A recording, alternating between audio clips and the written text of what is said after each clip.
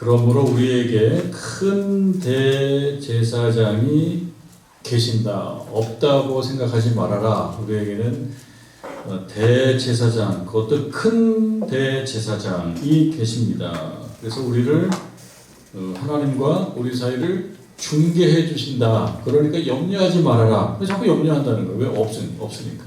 눈에 안 보이니까. 왜 눈에 안 보이냐? 이 말씀처럼 승천하셨기 때문입니다. 승천. 그들에게는 예수님 어떤 분이시냐면 승천하신 분이에요. 승천이라고 하는 건 뭡니까? 하늘로 올라간다는 얘기 아닙니까? 그래서 여기 계시다가 올라가셨어요. 그럼 여기에는요? 없어요. 안 계신단 말이죠. 거기에서 오는 어떤 어려움이 있습니다. 그래서 승천을 다른 말로 표현을 하자면 현실적으로 이들에게는 어떤 의미를 가질까? 승천이라고 하는 말이 멀리 떠나셨잖아요. 멀리 하늘 높이 안 보인단 말이죠. 그래서 승천을 달리 표현하면 여기에 안 계신다. 그런 뜻으로 달리 표현을 써 있습니다. 승천 이퀄 여기 없음. 여기 안 계신다. 그러니까 승천이라고 하는 말을 생각하면 성도들은 각계 전투를 할 수밖에 없다. 독립금처럼 살 수밖에 없다. 난 혼자다라는 생각으로 살 수밖에 없다. 그래서 의지를 하지 않는 거예요. 독립심이 아니라 자칫 잘못하면 믿음이 없어져요. 자칫 잘못하면 예수님에 대한 신뢰, 예수님에 대한 믿음 이런 것들이 없어질 수가 있어요. 그래서 이야기하는 것입니다. 그 승천하신 예수님은 어떤 분이시냐? 대제사장이시다 라고 하는 것입니다. 승천과 다시 오시는, 그러니까 재림 사이를 사는 사람들에게는 이 시기가 조금 외롭고 고독하고 힘든 시기일 수가 있습니다. 예수님 안 계시니까요. 믿는 어떤 분이 여기 안 계시니까 내가 혼자 다 해내야 되는 그런 때일 수도 있다라고 하는 것입니다. 그래서 이때가 외로움의 시기고 고난의 시기고 시련의 시기일 수가 있다라고 하는 것입니다. 그렇기 때문에 이 히브리서의 설교자, 히브리서 교회의 설교자는 그 강단에서 그들에게 뭘 전하고 있냐면 14절 끝에 나오는 우리가 믿는 도리를 굳게 잡아야 된다. 한때 주님은 살아계신 하나님의 아들이십니다 라고 베드로의 고백처럼 한때 고백할 수 있어요. 한때. 근데 시간이 흘러갑니다. 그래서 믿었던 믿음이 점차 약화될 수가 있습니다. 그리고 그 예수님이 지금 우리와 함께 계시지 않는다는 느낌, 멀리 가셨기 때문에 그분은 저기에 계시지 여기에 계시지 않는다라는 느낌 때문에 실망을 해요. 그래서 잊어버립니다. 신뢰를 조금씩 철회할 수도 있습니다. 그래서 이 히브리서 설교자가 강하게 이야기하는 바는 뭐냐? 우리가 믿는 도리를 굳게 잡아야 된다. 사람이 여기 있으면 그 사람을 굳게 잡는 거는 그래도 좀 할만합니다. 그렇지 않습니까? 가까이 있는 사람은 굳게 잡을 수 있어요. 그런데 왜 믿는 도리라고 하는 약간 추상적인 손에 잡히지 않는 표현을 쓰느냐? 그분이 여기 안 계시잖아요. 눈에 보이지 않잖아요. 그러니까 눈에 보이지 않으니까 없는 것처럼 생각하게 되고 없는 것처럼 생각이 되니까 그분을 향한 신뢰를 철회하는 그런 상황까지 가게 되면 그것이 바로 불신이 된다는 거예요. 그래서 이야기합니다. 우리가 믿는 도리를 굳게 잡아야 된다. 그러니까 그 백성들을 향해서 하는 말입니다. 히브리서 시대를 살고 있는 그때 그 성도들에게 하는 말씀은 믿는 도리를 굳게 잡아라. 자칫 잘못하면 희미해지는 거예요. 여러분도 그럴 것입니다. 저도 마찬가지고요.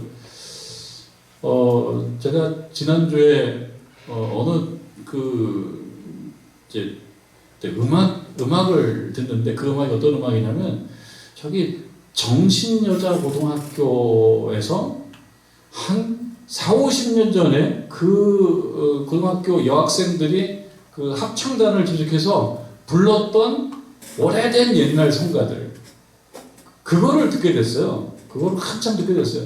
그 안에 보면 정말 옛날 오래된 저에게 있어서는 옛날 찬송입니다. 옛날 찬양입니다. 한 40년, 50년쯤 되는 주 예수 사랑 깊은 내 마음속에 나주의 믿음 받고 뭐 이런 좋으신 하나님, 옛날에 불렀던 그 찬송을 아주 그냥 뭡니까 기쁘게 불렀던 그 찬송 소리를 들었어요. 그냥 10대 후반의 여학생들이 합창단을 조직해서 그때는 그게 유행했던 겁니다. 합창. 세월이 막 흘러가니까 정말 이것이 뭡니까? 옛날 흘러간 옛 노래가 돼버려요. 흘러간 옛 노래가 돼버리고 그 노래는 흘러가 버리고 지금은 뭔가 다른 거를 찾는데 다른 어떤 찬양이 그 찬양을 대체하지 못하게 되면 그냥 옛날 일이 돼버립니다. 그래서 신앙의 경력은 우리에게 살아있는데 실제 신앙의 실체는 조금씩 희미해질 수가 있단 말이죠. 그래서 우리가 수요 기도회 때 이렇게 나와서 하나님께 찬양 부르고 말씀 읽고 기도하는 것은 무엇입니까? 우리의 믿음이 자칫 잘못하면 자꾸 허물어지거든요. 그래서 지금 히브리서 설교자가 그 백성들, 그때의 그 신자들에게 하는 얘기입니다. 믿는 도리를 굳게 잡아야 된다. 옛날 불렀던 그 옛날 찬양을 하면서 느꼈던 그 감동들이 있잖아요. 그 감격들이 있습니다. 찬송가도 오래된 찬송가들에서 느껴지는 그 찬송의 연륜이 있단 말이에요. 그때 그냥 정말 순수하게 불렀던 찬송인데 세월이 가다 보니까 부르긴 불러요. 노래 부르는 실력은 더 좋아집니다. 저도 지금 생각해보면 제가 노래 부르는 실력이 20대 때보다는 잘 부르는 것 같아요. 뭐 그것도 주관적인 생각이지만 제가 20대 때보다는 지금 더 잘 부르는 것 같아요. 그러니까 세월이 흘러가면서 노래는 더 잘 부르게 되지만 그러나 그때 그 마음, 그 순수한 마음, 정말 하나님이 나와 함께 하시고 내가 기도하면 들어주시고 그분과 내가 동행하고 그래서 밤마다 교회 가서 기도하고 했던 그 순수함을 지금 가지고 있느냐라고 생각해 봤을 때 조금 자신 없는 모습이 있단 말이죠. 그러니까 히브리서의 그 신자들을 향하여 그 설교자가 믿는 도리를 굳게 잡을지어다 라고 이야기하는 것처럼 오늘 이 저녁에 우리를 향하여 이 자리에 나온 우리 교우들께서는 믿는 도리, 내가 예전에 우리 하나님 앞에 나와서 찬송 부르면서 느꼈던 그 어떤 감격들을 다시 붙잡으라는 거예요. 혹은 처음에 신앙생활 할 때, 그저 그냥 평신도일 때, 서리집사 아니고 그럴 때, 그리고 갓 서리집사가 되었을 때 고백했던 그 순수한 고백, 그 고백이 그때는 확신을 가지고 신선함을 가지고 했는데 세월이 흘러가다 보니까 조금씩 이렇게 날아가 버린 것이 아닌가. 그러면 그때 그 첫사랑 첫 믿음을 다시 생각하면서 굳게 잡아야 된대. 여기 계신 우리 교우들도 마찬가지이고 지금 영상을 통해서 우리 함께 이 설교 말씀 듣는 우리 교우들이 있다 그러면 같은 마음이에요. 우리들이 이 시점에서 믿는 도리를 굳게 잡아야 된다. 그렇지 않으면 나도 모르는 사이 어느 날 저만친 발 있어요. 그래서 이상하지가 않게 되어 있습니다. 뭐 다들 그렇게 사는데 뭐 나만 꼭 그렇게 뭐 유별나게 이런 생각이 듭니다. 그래서 찬송을 불러도 감동이 없고 감격이 없고 기도할 때도 간절함이 없고 그럴 수가 있다. 그래서 오늘 말씀을 이렇게 주시는 겁니다. 우리가 믿는 도리를 굳게 잡을지어다. 저와 여러분 우리가 처음에 가졌던 그 첫사랑과 첫 믿음 그리고 믿는 도리를 다 굳게 잡으시기를 주님의 이름으로 축원합니다. 믿는 도리를 굳게 잡는 거 다시 생각해보는 거 그 감격과 감동을 다시 현재화시키는 거 오늘 그걸 내가 느껴내는 거 똑같은 걸 받아 그때는 감격했는데 지금은 맹숭맹숭하다 다시 느껴내는 것 우리 하나님께서 우리들에게 이 밤에 요구하시는 것이다 라고 하는 것입니다. 우리에게 있는 대제사장은 우리의 연약함을 동정하지 못하실 리가 아니요 모든 일에 우리와 똑같이 시험을 받으신 이로되 죄는 없으신 분이시다. 뭐 알 듯 모를 듯한 말씀입니다. 그러면서 16절에 뭐라고 얘기합니까? 그러므로 얘기하죠. 그러므로라고 하는 접속사는 어떤 말씀인 거예요? 앞에서 어떤 이야기를 쭉 합니다. 쭉 해요.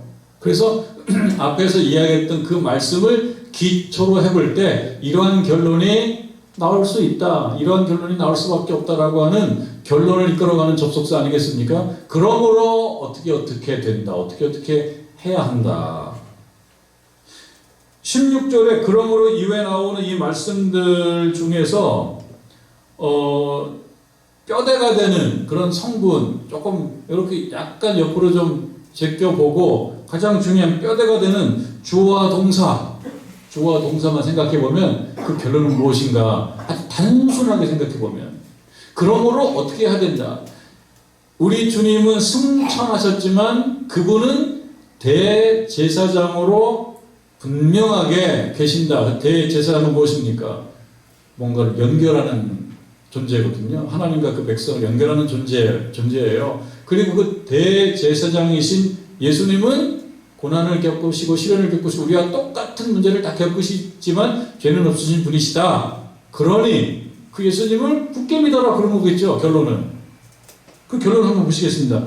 16절에 그러므로 되어 있습니다. 그러므로 주어는 우리는 그렇게 되어 있습니다. 주어는 우리는이에요. 그 다음에 동사가 나올 겁니다.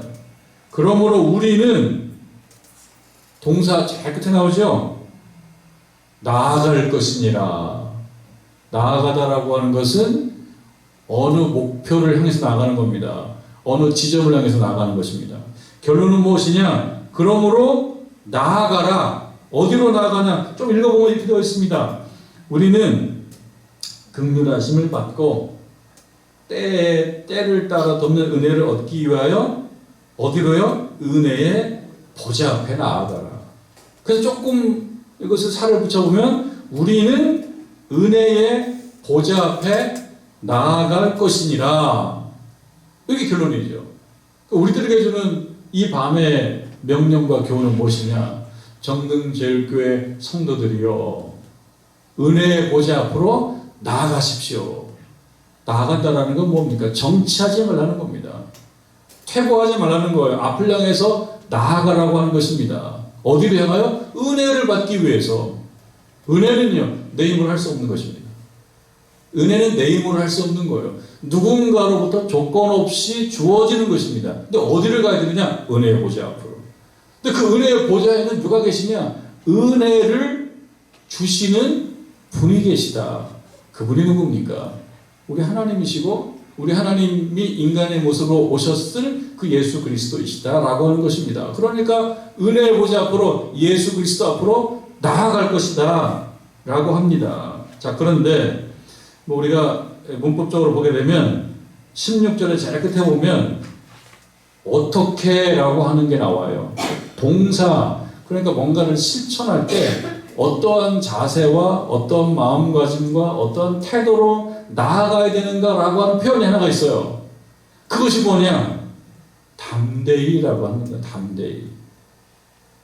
저희 영어 성경에 보면은 확신을 가지고 그런 뜻으로 되어 있습니다. 확신을 가지고. 달리 얘기하면 뭐냐면 자연스럽게 나가는 거고요. 또 하나는 사람을 의식하지 말라는 뜻입니다. 담대히 나아가라고 하는 것은 사람을 의식하지 말라는 거예요. 창피해하지 말라는 거예요. 마치 우리가 어디 식당에 가서 밥을 먹을 때 일용할 양식을 주신 그 하나님에 대한 감사한 마음이 있는데 기도를 할까 말까. 사람들이 보고 그러니까 기도하는 것도 약간 좀 부끄럽고. 그러나 담대히라고 하는 건 뭐냐면 자연스럽게 내가 해야 되는 거를 자연스럽게 하라는 것입니다. 교회에 나오는 것도 다른 사람이 나오나 안 나오나 봐요. 나오나 안 나오나. 그건 담대히가 아닌 거예요. 저 사람이 나가니까 할 수 없이 나가야 되네. 안 나오는 것보단 나아요. 그러나 담대히는 뭐냐? 자연스럽게 누구 생각하지 말고 부끄러워하지 말고 혹시 내가 너무 열심히 믿는 거 아니야? 이렇게 열심히 믿으면 사람들 보니까 요거는 좀 다른 사람 봐가지고 이거는 담대히가 아니에요. 또 하나는 뭐냐면 의심이 자꾸 생길 수가 있습니다. 의심이 될까 말까 이거 뭐 아닌 것 같은데 그런 마음이 아니고 단순한 마음으로 나가는 겁니다. 단순한 마음으로. 담대히라는 건 그런 거예요. 누구 의식하지 말고 부끄러워하지 말고 그 다음에 자연스럽게 복잡하게 생각하지 말고 단순한 마음으로 앞을 향해서 나아가는 겁니다. 말씀을 들을 때도 그 내가 너무 은혜 받는 거 아니야? 약간 자존심 상하는데 너무 은혜 받으면 적당히 받아야지 은혜를. 여기서 은혜를 절제하고 담대히가 아니에요. 찬송 부를 때 내가 너무 크게 부르는 거 아니야? 이거 너무 잘난 척하는 게 아니야? 담대히가 아니에요. 찬송 부를 때도 여러분 생각해 보십시오. 예전에 기쁨으로 찬송 부를 때가 있습니다. 그게 담대히예요. 담대히. 담대히는 누구 의식하는 것이 아닙니다. 그냥 은혜의 보좌 앞으로 그냥 주시옵소서 하고 나가는 것입니다. 그런 자세가 있어야 된다라고 하는 이야기를 하고 있는 것입니다. 누구 앞으로? 하나님의 아들 예수 그리스도. 그것이 14절에 나오죠. 그러므로 우리에게 큰 대제사장이 계시니 어떤 분이냐? 승천하시니 곧 하나님의 아들 예수다. 승천하시니 하나님의 아들 예수시다. 그분이 대제사장이시다라고 하는 것입니다. 대제사장은 어떤 존재이냐면 브리지 역할을 하는 존재입니다. 브리지는 다리 역할입니다. 우리는 이쪽과 저쪽을 이어주는 역할을 하는 것입니다. 그러니까 어떤 사람이 브리지 역할을 할 수가 있겠습니까? 이쪽도 알고 저쪽도 알아야 돼요. 이쪽도 이해하고 저쪽도 이해해야지만이 브리지 역할을 할 수가 있습니다. 그런데 우리 예수님이 바로 그런 분이시다라고 하는 겁니다. 다 이해한다는 거예요. 예수님께서는 우리에게 하나님의 아들을 알려주신 바 되어 있잖아요. 그러니까 하나님의 아들이라고 하는 존재론적인 속성이 있으세요. 그러니까 하나님을 잘 아시는 분이에요. 그러면서 성육신, 인카네이션이라고 해요. 성육신, 사람이 되신 분입니다. 그러니까 또 사람을 잘 아시는 분이에요. 존재론적인 속성을 보게 되면 그분은 하나님을 잘 아시는 하나님의 아들이시요. 또 한편으로는 이 땅의 어떤 역사적인 시점에 태어나시고 또 우리와 똑같이 밥을 먹고 살아가셨던 그런 인간의 모습을 갖추면서 사람이 겪는 어려움도 경험하고 그 어려움을 이겨내기 위해서 노력도 하고 그러나 쓰러지지 않고 넘어지지 않고 마침내 하나님의 거룩한 뜻을 잘 이뤄내신 분, 그런 분이시기 때문에 그분은 어떤 역할을 감당하실 수 있다? 대제사장의 역할을 감당하실 수 있다라고 하는 것입니다. 그 예수님께 나오라라고 하는 것입니다. 그분은 우리의 연약함을 동정하지 못하시는 분이 아니시다. 15절 말씀이죠. 우리에게 있는 대제사장은 우리의 연약함을 동정하지 못하실 리가 아니다. 다 아신다는 거예요. 우리 연약함을 같이 느낀다는 것입니다. 불쌍히 여기는 마음을 갖는다는 거예요. 그분은 우리와 똑같이 시험을 받으셨다는 것입니다. 모든 일에 우리와 똑같이 시험을 받으신 인데 우리들은 어떻습니까? 그저 때때로 쓰러진단 말이에요. 이렇게 쓰러지고 저렇게 쓰러지고 넘어지고 시험에 빠지고 똑같이 우리와 같이 시험을 당하셨지만 그 예수 그리스도는 그 시험에 패배하지 않고 잘 극복하시고 이기신 존재이시다. 그래서 죄가 없다 라는 그 분, 그렇기 때문에 그분은 하나님과 우리 사이를 연결하실 수 있는 대제사장이시다 라고 하는 분이라는 겁니다. 그분은 어려움이 무엇인지 아는 분이시다. 이 사실은 매우 사실은 특별한 사실입니다. 아니 예수님이 우리와 똑같은 분이야? 하나님이 우리와 똑같은 분이야? 예수님이신 하나님이 우리와 똑같은 분이야? 우리의 연약함을 아시는 분이야? 우리와 똑같은 것을 느끼시는 분이야? 아픔을 느끼시는 분이야? 라고 얘기했을 때 이거는 당대의 어떤 사람들이 봤을 때는 굉장히 특별한 일입니다. 특별히 유대교도들이 봤을 때 그렇습니다. 유대주의자들이 봤을 때는 이 부분은 꼭 맞는 얘기가 아니에요. 유대주의자들에게 있어서 하나님은 어떤 분이십니까? 거룩한 분입니다. 그거는 우리들도 마찬가지. 우리도 그렇게 생각하죠. 하나님은 거룩하시다. 우리도 그렇게 생각합니다. 그러니까 유대주의자들 머릿속에 하나님은 거룩한 하나님이십니다. 근데 거룩하다는 것이 무엇이냐라고 했을 때 그 어원적인 뜻은 다르다라는 거예요. 거룩함이 거룩하다라는 그 말이 담고 있는 그 뜻은 다르다. 그러니까 똑같지 않다는 겁니다. 세상이 흘러가는 거하고 똑같지 않다는 겁니다. 그래서 그 다름이라고 하는 면에서 특별한 또 고귀한 그런 뜻을 생각해 볼 수 있습니다. 유대인들은 하나님이 거룩하신 분이에요. 우리와 다르다는 것입니다. 그래서 이 말을 또 이해를 해보면 하나님께서 거룩함의 속성만 갖고 계시는 분이라면 그래서 우리와 달라요. 그러면 우리들이 느끼는 것을 똑같이 느끼시는 데 있어서는 제 안에 있을 수밖에 없는 분이라는 것은 사실 그 안에 사실 들어가 있어요. 하나님 거룩한 분이죠. 근데 거룩함이라는 말은 다르다는 거예요. 그 하나님과 우리가 다르기만 하다. 그래서 그 다른 것을 굳이 이해하려고 하지 않으신다 그러면 알 수가 없죠. 어떤 그 우연찮게 한 의사 선생님의 고백을 들었는데, 이분이 의사하신데, 신경외과 의사신데 본인이 파킨슨병에 걸린 거예요. 본인이 파킨슨병에 걸려가지고 이거를 받아들이는 것이 너무 힘들었대요. 내가 의사인데 받아들일 수가 없는 거예요. 나는 진짜 거룩한 지병에 있는데 내가 병에 걸렸다. 파킨슨병에 걸렸다. 그래서 그때 본인이 깨달은 게 있대요. 뭐가 깨달았냐면, 지금까지 내가 환자의 입장에서 서 있었다라고 얘기는 했었대요. 근데 환자를 이해한다고 생각을 했었대요. 그런데 본인이 파킨슨병에 걸리고 정말 운동 능력에 제한이 생기고 난 다음에 그때 나의 이해가 얼마나 자기중심적인 이해였는가를 생각하면서 심히 반성을 한다. 그러니까 사람들의 한계는 무엇입니까? 사람들의 한계는 다른 사람을 잘 이해하지 못합니다. 한 가지 속성만 있으면 그렇습니다.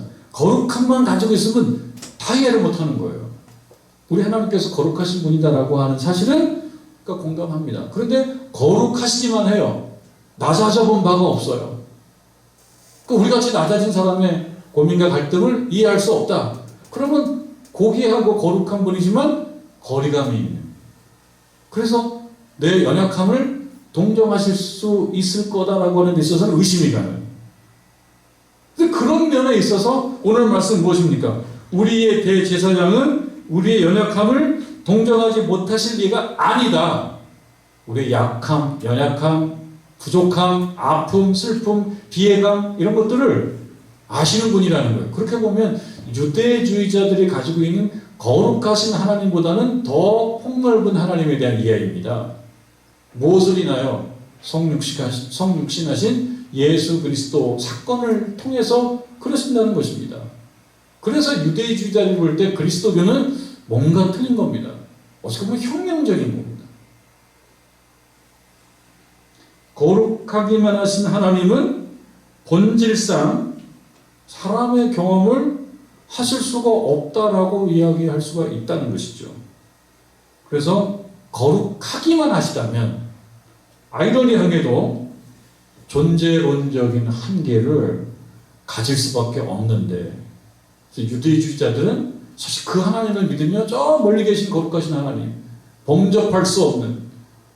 그런데 그리스도교는 무엇입니까? 예수로 오신 그분을 통해서 친구가 되는 거죠. 그러니까 우리가 찬양 부를 때 예수 같은 더 좋은 친구 없네, 이런 찬양 오래전에 불렀던 기억나지 않습니까? 예수 같은 더 좋은 친구 없네. 이 무슨 불경한 표현입니까? 거룩하신 하나님, 저 고귀하신 높은 데 계신 그 하나님과 친구다. 이거는 어떤 시각으로 볼 때는 안 맞는 얘기예요. 근데 예수님께서 이 땅에 오셔서 죄인의 친구가 되셨어요. 근데 그 예수님은 하나님이신 예수님이십니다. 그렇기 때문에 거룩하시지만, 그러나 거룩보다 더 넓으신 분이시다.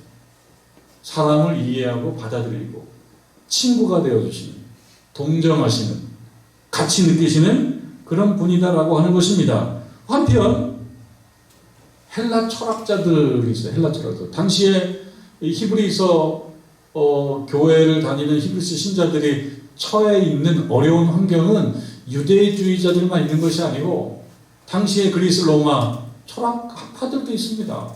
그런 우리들도 오늘날 많은 이 철학 사조들, 이론적 어떤 편협한 사조들을 통해서 공격을 많이 받습니다. 참 어려움을 많이 겪어요. 당대에 이제 최고 사상가 그룹인, 우리가 깊이는 모르지만 스토아 학파라고 하죠. 스토아 학파, 스토닉 스쿨 이렇게 써요. 그 스토아 학파인데, 이 스토아 학파의 관점에서 보면 하나님의 최대의 어떤 특질, 신의 특질은 아파테이아, 이 뭡니까? 휘둘리지 않는 걸 얘기해요. 하나님은 휘둘리지 않는 존재예요. 완벽한 존재라면 무감각, 감정적으로 휘둘리지 않아요. 누가 슬프다고 같이 슬퍼하지 않아요. 누가 슬프다고 같이 슬퍼하는 거는 이런 관점에서 볼 때는 영향을 받는 거예요. 신은 영향을 주는 존재여야 되지 영향을 받으면 안 되잖아요. 그러니까 무감각은 어떤 의미로서는 슬픔의 상황과 슬픈 존재를 보고 슬퍼하지 않을 수 있어야 돼요. 신은 그런 존재여야 되는 거예요. 기쁨도 마찬가지예요. 저 친구가 기쁘다고 내가 같이 기뻐? 이것도 아닌 거야. 이것도 무감각이 아니야. 아파테이아가 아닌 거예요. 그러니까 당시에 그리스 로마 철학 관점에서 보면은 이 신은 무감각해야 돼요. 만약에 사람의 슬픔, 사람의 기쁨 이런 거에 무감각할 수 없다면 그 존재는 사람의 영향을 받는 거고요. 달리 얘기하면 그 사람의 지배하에 있는 거예요. 그러면 안 되죠. 신이. 하나님이 그러면 안 되죠. 그러니까 스토아 철학의, 스토아 학파의 이 경도된 사람들의 생각 속에는 공감하는 거, 어려움을 동정하는 거, 그러면 안 되는 겁니다. 하나님께 영향을 주는 자가 있어서는 안 돼요. 슬프다고 하나님도 슬프게 만들고, 자기가 기쁘면 하나님도 기쁘게 만드는 그런 존재가 있으면 안 되는 거예요. 그런데 예수 그리스도는 다릅니다. 그거를 깨달으라는 거예요. 오늘 말씀 주는 의미는 그거예요. 예수 그리스도는 다르다. 예수 그리스도는 어떻습니까? 하나님께서 예수님이라고 하는 그 인간적인 존재론의 어떤 특징으로 이 땅에 오셨단 말이죠. 그래서 인간의 연약함을 경험하신 거예요. 공감하신 거죠. 그러니까 무감각한 아파테이아라고 얘기하는 그 무감각한 존재가 아닌 거예요. 그걸 히브리서 설교자가 얘기합니다.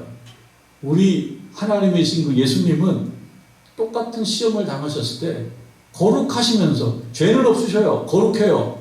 죄는 없이 거룩하시지만 그러나 사람과 함께 동일한 것을 느끼시는 거죠. 느껴내주시는 거죠. 그러니까 영향받았다고 자존심 안 상하는 거예요. 이 사람이 슬프다고 이걸 느껴내? 자존심 상해. 너 슬픈 건 네가 슬퍼야지. 내가 너 때문에 왜 슬퍼? 라는 그런 존재가 아니라는 것이죠. 그러니까 우리가 따라갈 수 있는 존재다. 그 하나님은. 그 주님은. 우리의 주님은 우리가 믿고 따라가는 존재다. 왜? 우리가 똑같이 느끼시니까. 똑같이 약한 존재의 모습을 갖고 있으니까 그렇다는 것입니다. 하나님은 예수라고 하는 인간적 몸을 입으시고 그 연약함을 공감하시는 겁니다. 이러한 사실이 우리들에게는 무엇이냐? 믿는 도리예요. 근데 이러한 믿는 도리는 당시의 유대주의자들이나 또는 그리스 헬라 철학자, 그리스 로마 철학자들에게는 매우 생소한 것입니다. 16절 말씀 조금 더 보면은 그러므로 우리는 긍휼하심을 받고 긍휼하심을 우리는 받아야 돼요. 누구에게 받아요? 우리 주님으로부터 받는 거죠. 그러니까 우리 주님은 우리를 긍휼히 보시는 분이고 우리는 긍휼히 보아주시는 그분의 긍휼히 여김을 우리는 받는 존재고 그것이 바로 은혜인 것입니다. 우리는 긍휼하심을 받고 때를 따라 돕는 은혜를 얻기 위해서 나간다. 때를 따라 돕는 은혜라고 하는 것은요. 딱 알맞은 은혜를 얘기해요. 적절한 은혜를 얘기합니다. 그 어려울 때 그때 역사해 주셔야 돼요. 그게 필요한 겁니다. 때를 따라 돕는 은혜, 그게 필요한 겁니다. 우리들에게도 은혜를 받아야 될 때가 있어요. 꼭 은혜를 받아야 될 때가 있는데 그때 우리가 받기 위해서 어떻게 해요? 담대히 나아가야 됩니다. 어떤 분께? 긍휼히 여겨주시는 분께. 우리 주님은 어떤 분이시다? 긍휼히 여겨주시는 분이시다 라고 그 히브리서 설교자는 그 성도들에게 얘기합니다. 우리 주님은 긍휼히 여겨주시는 분이야. 인정이 많으신 분이야. 긍휼히 여기다 라고 얘기했을 때 그건 불쌍히 여기는 마음입니다. 불쌍히 여긴다라고 하는 것은 저 사람이 처해 있는 상황을 내가 느끼는 거예요. 어떻게 보면 이해하는 것입니다. 여러분 똑똑하고 잘나기를 원합니다. 많이 갖기를 원합니다. 많이 배우기를 원합니다. 우리들이. 그걸 누가 뭐라고 하겠습니까? 많이 가지고 있고 큰 차를 타고 큰 집에서 살고 그거 누가 뭐라고 하겠어요? 다 갖고 있는 생각 아닙니까? 맛있는 걸 먹고 싶고 똑똑해지고 싶고 높은 지위에 올라가고 싶은 마음 그 자체가 자꾸 나쁘다고 할 건 아니에요. 우리들 마음속에 그런 게 있습니다. 또 많이 갖고 있어야지 좋은 일을 할 수도 있지 않습니까? 우리가 뭘 갖고 있어야지 줄 수도 있는 거죠. 누구에게 도와주라고 얘기하는데 자기는 하나도 안 도와줘. 아니죠. 뭐 갖고 있어야지 도와줄 거 아닙니까? 그런데 갖고 있기만 하고 높은 자리에 올라가기만 하고 이렇게 저렇게 혼자 누리기만 한다. 그리고 거기에 뭐가 없어요? 긍휼히 여기는 마음이 없다. 그건 불가합니다. 우리들이 무엇인가를 좀 비판할 때 뭐 높은 자리에 올라간 거를 비판할 것도 아니에요. 그리고 많이 갖는 것을 뭐라고 얘기할 것도 아니에요. 많이 배운 사람에 대해서 뭐라고 할 것도 아니에요. 다 열심히 해서 그 자리에 올라간 거예요. 단지 아쉬움을 지적하자면 어떤 점을 아쉬움을 지적할 수 있냐면 긍휼히 여기는 마음이 없는 사람은 멋이 없는 거예요. 별로 멋이 없는 거예요. 어떤 사람에 비해서 조금 더 똑똑하고 어떤 사람에 비해서 조금 더 많이 가지고 있고 어떤 사람에 비해서 조금 더 교양이 있는 척 할 수는 있지만 긍휼히 여기는 마음이 없다? 멋이 없어요. 같이 살 수가 없어요. 그래서 벌써 오래된 얘기인데요. 그 생각이 났어요. 신신혜라고 하는 분이 세상은 요지경 노래 불렀었잖아요. 그 제가 다 기억 못 하는데 그 중에 뭐가 있냐면 그 후렴 같은 가사가 있어요. 여러분들 기억하실 겁니다.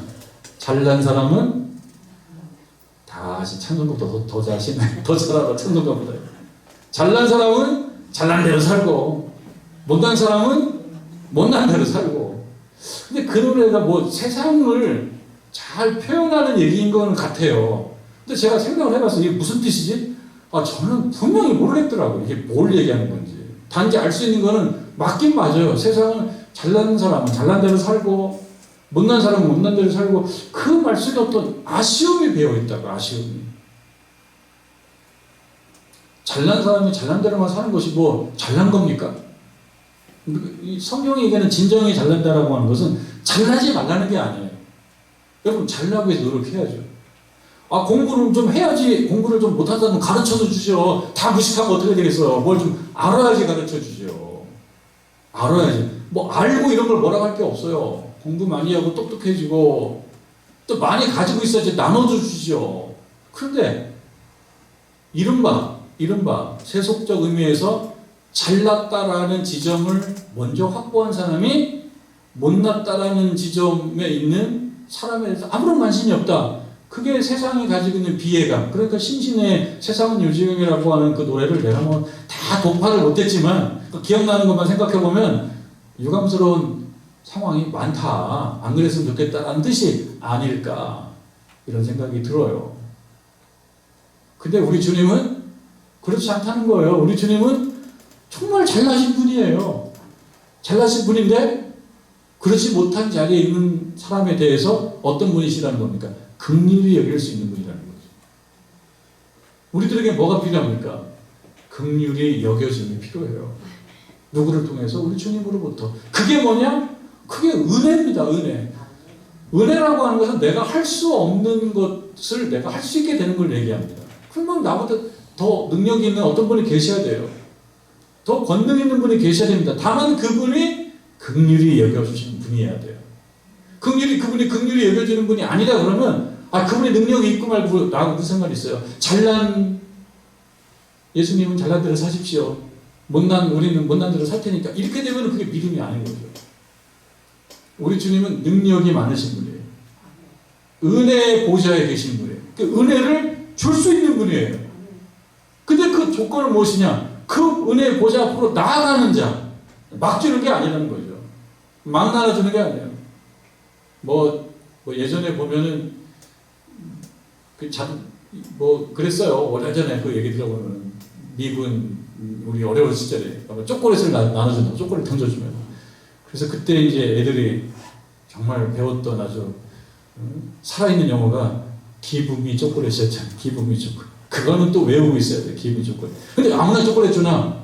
아무나 초콜릿 안 주죠. 누굴 줍니까? 따라오는 애들 주죠. 따라오는 애들. 나타난 아이 주는 거죠. 집에 있는 자는 받을 수가 없어요.